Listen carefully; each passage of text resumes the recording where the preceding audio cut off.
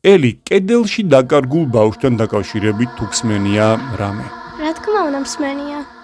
მე მგონი ეს ყველაფერი სოლოლაკში, ანუ თბილისის ერთ-ერთ ძველ უბანში მოხდა.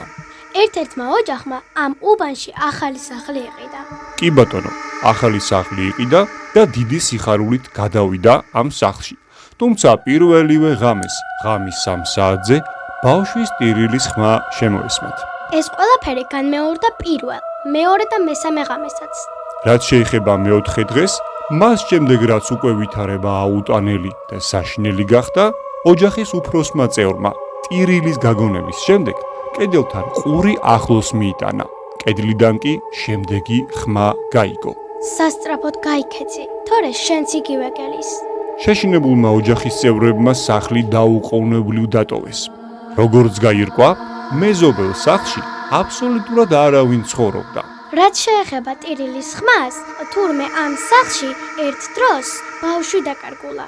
როგორც ჩანს, ეს ბავშვი კედელმა ერთგვარად შეიწოვა. იგი არც გარდაცვლილი და არც ცოცხალია. ის კედელში ჩასახლდა და დღემდე იქ ცხოვრობს.